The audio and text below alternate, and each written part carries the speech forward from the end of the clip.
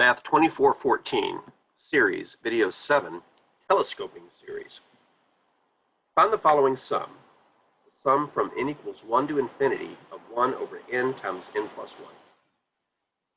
So far, the only type of series that we've seen where we could actually calculate the sum, in other words, what the series converges to, have been geometric series.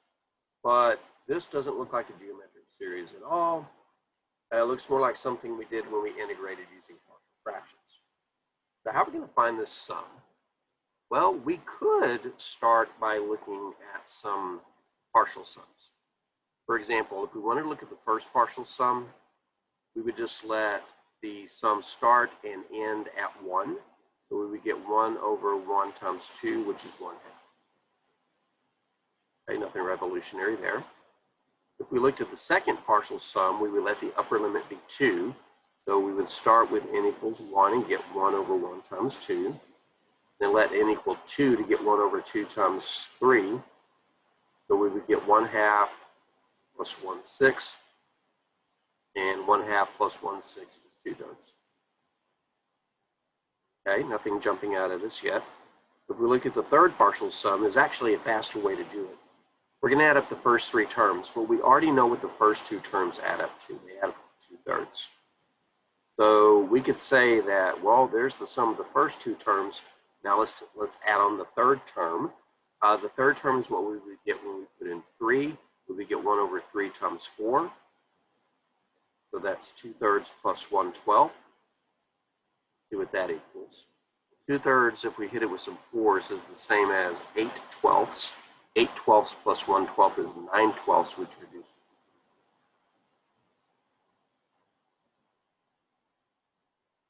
I believe I see a pattern emerging. 1 over 2, 2 over 3, 3 over 4. Anybody want to speculate what the next one's going to be? Maybe 4 over 5? Let's find out.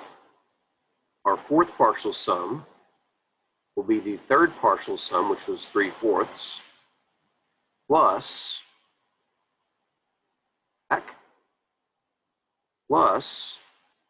the fourth term, which would be 1 over 4 times 5, so 3/4 plus 1/20. All right.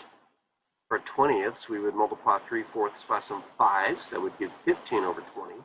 Plus 1 is 16 over 20, which reduces to 5/4. All right, so the good news is we see a pretty clear pattern emerging. But that necessarily mean that it's right, and you have to be very careful.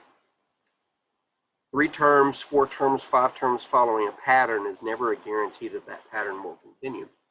I would like some more solid evidence that our partial sums are doing this, because it looks like our partial sums, think about it. Our first partial sum was 1 over 2, our second was 2 over 3, third was 3 over 4, 4 was 4 over 5. So it looks like whatever partial sum we're taking, that number is the numerator, and the denominator is 1 more than that. If we could definitively draw this conclusion, then we could take that limit, and the limit would be 1. L'Hopital's rule, or a variety of other ways to trick it out. But I'm not ready to say, well, clearly the nth partial sum is n over n plus 1, because we have 4 examples supporting it. 4 examples never guarantee. It suggests something, but it doesn't guarantee it.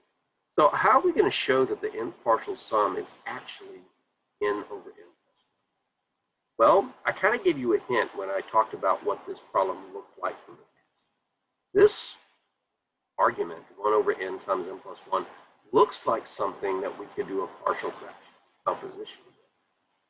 And we're going to do this. And then we'll explain why this is called telescoping series.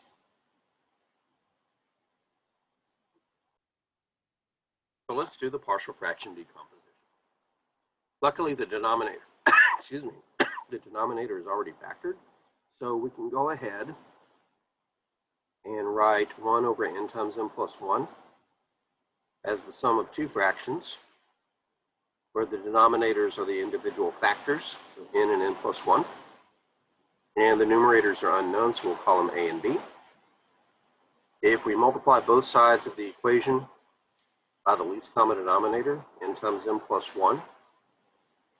On the left side of the equal sign, it will cancel everything, leaving a 1.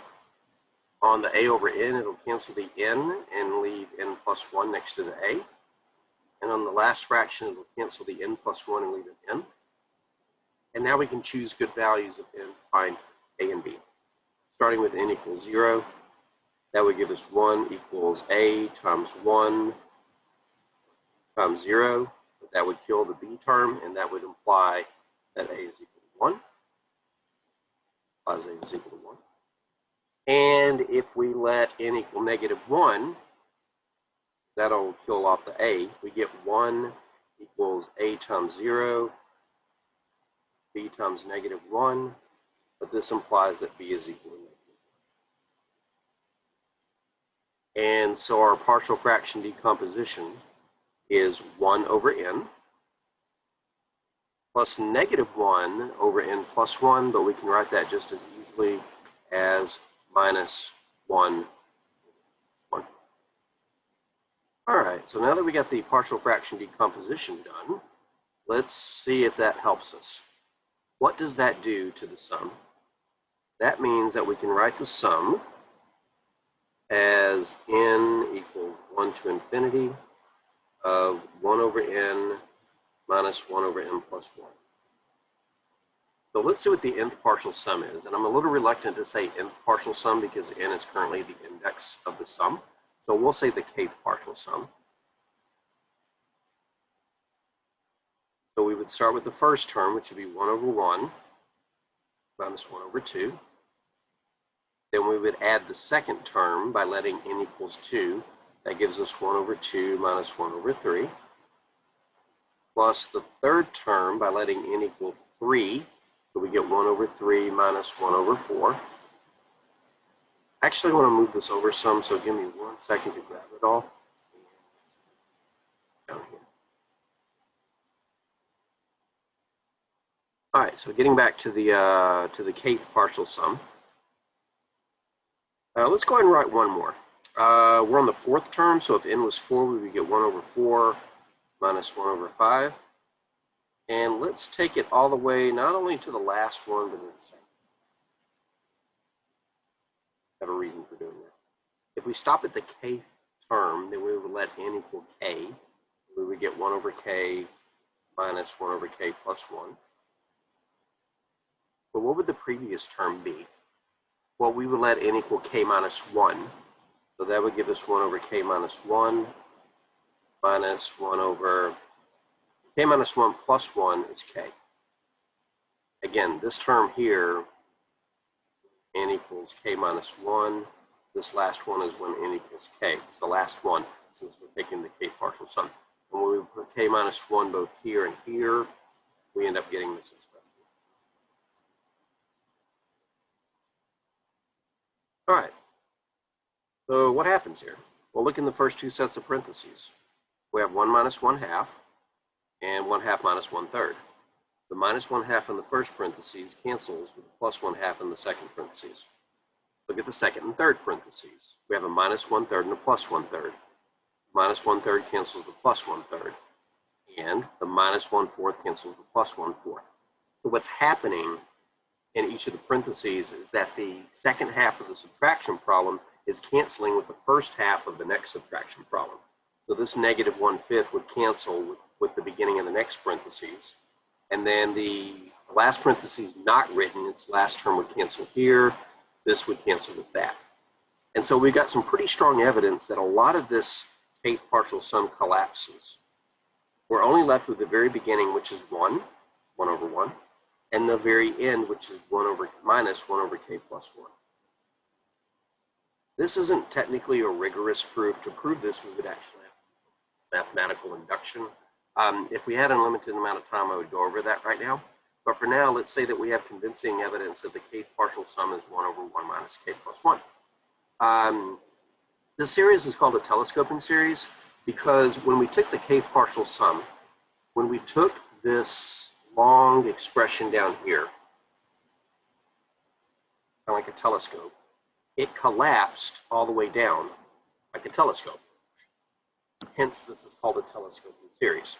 The advantage to a telescoping series is that you can write the kth partial sum in closed form, meaning that we don't have the dot, dot, dot in between saying and all that other stuff that we can't write because we don't know how many terms there are. The closed form says, give me the k, I will do this to it, I will do that to it, and I will tell you the kth partial sum. All right, so now that we have the kth partial sum, we can actually finish this. That's been left over from the previous video. We can finish this because we now know, get my drawing ready, that for this sum, n equals 1 to infinity, 1 over m plus 1, you know that the kth partial sum is 1 minus 1 over k plus 1, which if you wanted to write in terms of sigma, we're saying this. Sum from n equals 1 to k of 1 over n times m plus 1 is this. That's all we're saying. But we need to have that partial sum so that we can take its limit as k goes to infinity. Let's go ahead and conclude this. Therefore, the sum from n equals 1 to infinity of 1 over n times m plus 1 equal to the limit, excuse me, as k approaches infinity of 1 over 1 minus k plus 1. Well, this goes to 0, which leaves us 1 minus 0, which is 1, which is what we suspected the sum was. I do want one more closing comment before we wrap this up. When we looked at the first few partial sums, we had drawn the conclusion that the nth partial sum was probably that. And I said, well, that's just based on some empirical evidence. I want something more solid. And then when we analyzed it using partial fractions, we came up with this. So did we actually draw the correct conclusion the first time? Well, first off, one says n, one says k, but that's completely immaterial because the names of variables are irrelevant here. However, if we did get a common denominator of k plus 1 by writing the 1 as k plus 1 over k plus 1 and add these fractions, then the plus 1 and the minus 1 would cancel on the top. That would leave a k. I want that to be black, please. That would be k. And so, yeah, we did have the correct partial sum formula previously from inspection and making an educated guess, but now we have a little bit more oomph behind it. All right, so I guess the last thing we need to do to close this off is when should you consider telescoping series? Answer, it's actually two answers. Number one, if a partial fraction decomposition is possible, because that gives us the sum of some fractions, which might set up a cancellation. The other one, and this one I haven't illustrated yet, is when the argument is a log of a fraction. Like, wait, what?